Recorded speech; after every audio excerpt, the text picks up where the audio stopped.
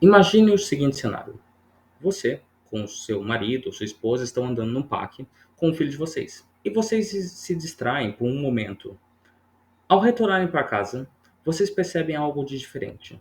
O filho de vocês está um pouco diferente do que ele estava no começo do percurso. Não muito na percepção de vocês, mas um pouco diferente. E à medida que ele vai crescendo e demandando mais e mais comida, vocês vão percebendo gradualmente essa diferença. Até que é tarde demais e vocês descobrem que o filho de vocês foi substituído por uma outra criatura. Isso poderia ser talvez uma cena de um filme de terror, ou talvez uma história de um folclore celta, mas isso é um fenômeno real que acontece várias vezes na natureza. Não em seres humanos, mas o caso do parasitismo de ninho é um fenômeno que acontece em uma série de animais e que pretendo explicar nesse vídeo. Antes de mais nada, é importante algumas definições. Então, o que é o parasitismo? O parasitismo é definido normalmente como uma relação interespecífica entre espécies diferentes de um organismo que obtém recursos de um outro, prejudicando esse, que seria o hospedeiro, só que sem levar à morte imediata do hospedeiro. Esse termo, essa definição, é usada muitas vezes como uma oposição ao termo predatismo. Então, o ato de predar é um ato em que um animal obtém recursos de um outro, levando à morte desse animal ou ou mesmo dessa planta que ele está obtendo fonte de alimento. Então, o parasitismo não envolveria a morte do animal, enquanto o predatismo envolveria a morte do animal ou planta que estaria sendo consumido. Só que essa definição é uma simplificação e ela é um pouco mais complicada do que parece. Para começar, porque o caso da herbivoria, que é um tipo de predatismo de animais se alimentando de plantas, não leva imediatamente, às vezes, à morte da planta. Então, dentro dessa definição, poderia ser considerado como parasitismo. Mas, além disso, outras categorias, como a micropredação, onde um animal, como por exemplo morcegos vampiros, se alimentam de sangue de um hospedeiro, mas não levam à morte imediata do animal, que poderia ser considerado como parasitismo, mas vários autores consideram como uma categoria diferente. E o parasitoide, o ato em que, por exemplo, uma vespa bota ovos em um pulgão e as larvas eventualmente levam à morte desse pulgão, ainda que seria um caso que muita gente chamaria de parasitismo, ao levar à morte do pulgão, vários autores definem como uma categoria diferente. E isso é porque a distinção entre o que é o parasitismo e o que é o predatismo não é uma definição absoluta. Porque a natureza ela não tem definições absolutas. Na verdade, nós humanos criamos categorias e definições sobre os fenômenos da natureza para facilitar o nosso projeto de pesquisa ou para facilitar a forma como possamos apresentar informações sobre o que é a natureza. Então, elas são definições úteis, mas não são definições e categorias reais presentes na natureza, ainda que possam se referenciar a fenômenos reais. E se você achou essa distinção entre parasitismo confusa, imagine se eu estivesse discutindo sobre o que é um ninho, então. Mas para facilitar, então, uma definição de parasitismo de ninho, para se tornar mais simples, é qualquer caso onde uma espécie coloca seus filhotes para serem criados por indivíduos da mesma ou de outra espécie de uma forma que não contribua para o fitness do hospedeiro. Essa é uma definição que é bastante usada por diferentes autores e é uma definição que cria uma distinção entre o real parasitismo de ninho e casos como o que acontece com o calau gigante de criação cooperativa, onde os indivíduos que ajudam na criação dos pais verdadeiros eles recebem um benefício. Eles, no caso, recebem aprendizado sobre técnicas de melhor cuidado de futuros filhotes que eles podem ter.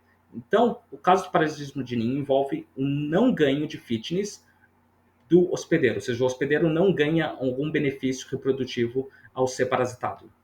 E o parasitismo de ninho é muito comum, principalmente em várias espécies diferentes de aves, mas, além de aves, ele também é comum em várias espécies de insetos e mesmo espécies de peixes. Ah, e aí, levanta uma grande pergunta que é como raios um hospedeiro que é parasitado com um ninho não reconhece que o filhote que está com ele não é um indivíduo completamente diferente de outra espécie? Por exemplo, no exemplo mais conhecido, que é o do cuco, como que um pássaro como o roxinol não reconhece que o animal que ele está alimentando não é o filhote dele, é um cuco? Acontece que as espécies de parasitismo de ninho, eles têm uma série de adaptações que eles desenvolveram ao longo da evolução para conseguir enganar os hospedeiros.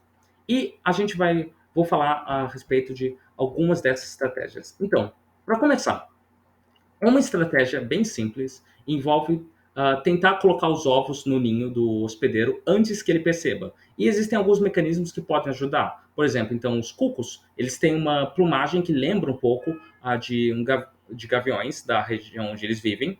E isso pode tanto afastar predadores deles quando eles estão voando normalmente, mas também pode servir para afastar os pais temporariamente quando eles estão botando ovos no ninho do pai dos pais que vão ser parasitados por ele.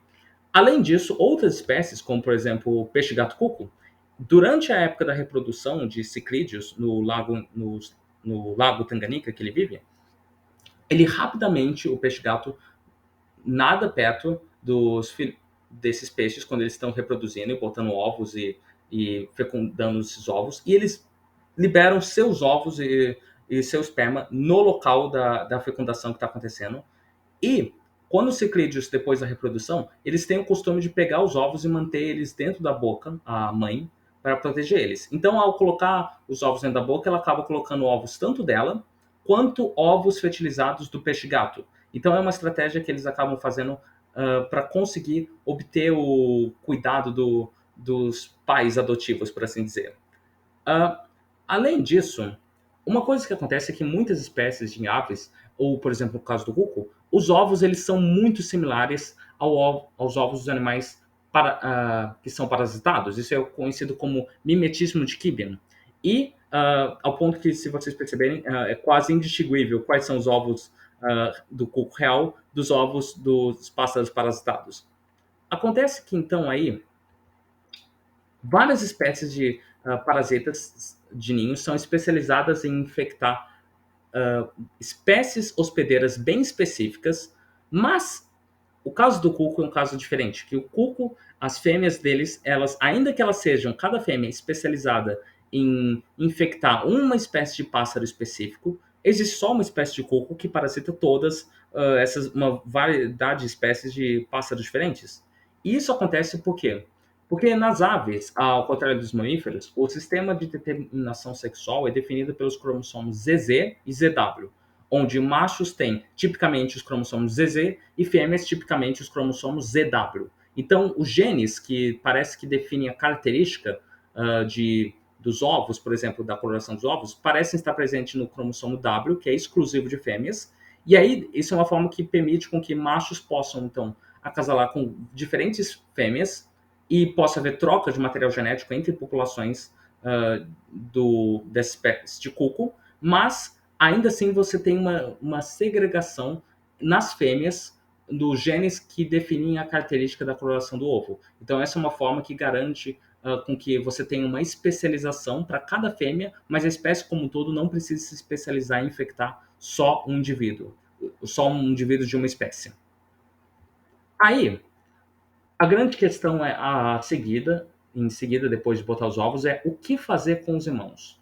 Em muitas espécies que realizam parasitismo de ninho, não existe uma ação para eliminar, por exemplo, os, entre aspas, irmãos do ninho adotivo. Então, por exemplo, em patos marreco, como os filhotes eles não precisam de muita criação, eles logo depois nascem e não causam nenhum dano nos demais filhotes. Mas logo depois, pouco depois de nascerem, já vão embora e já vão seguindo sua vida. Ou seja, eles não precisam matar os filhotes da ave que eles estão parasitando. Da mesma forma, em várias espécies de borboletas que parasitam ninhos de formiga, não há necessidade da larva matar outras formigas, já que ela vai receber cuidado bastante das operárias.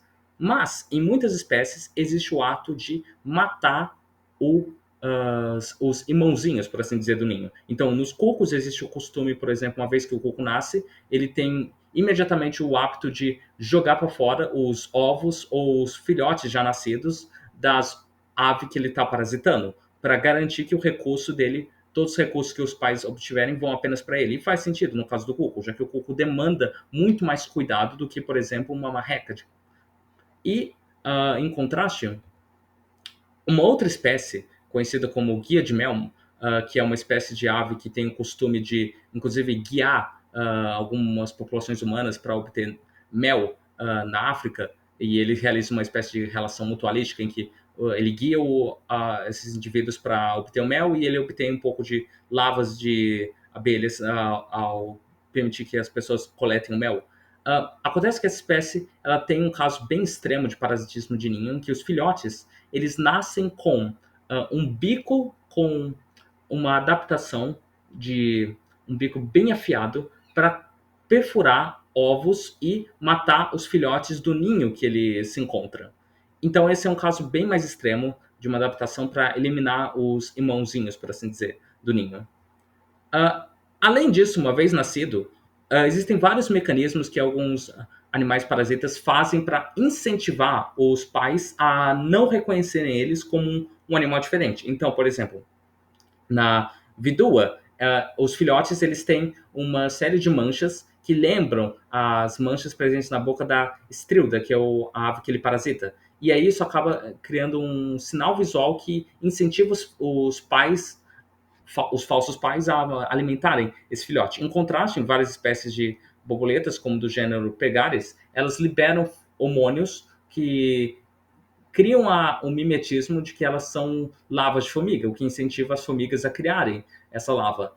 E existem também espécies de aves que, no parasitismo de ninho, realizam sons similares aos dos filhotes que são parasitados. Então, existem vários mecanismos para disfarçar dos pais. Mas, mesmo com esses mecanismos, existem casos em que o pai ele pode ainda assim reconhecer que ele está sendo enganado e ele pode acabar eliminando o filhote parasita. Então, uma hipótese que foi proposta para explicar como, nesses casos em que o animal possa reconhecer que o animal sendo criado é um parasita, não é um filhote real, mas ele mantém a criação, é a chamada hipótese da máfia. Então, a hipótese da máfia ela foi proposta principalmente para explicar o padrão do cuco rabilongo, que é uma ave parasita que parasita, por exemplo, a ave pegarbuda.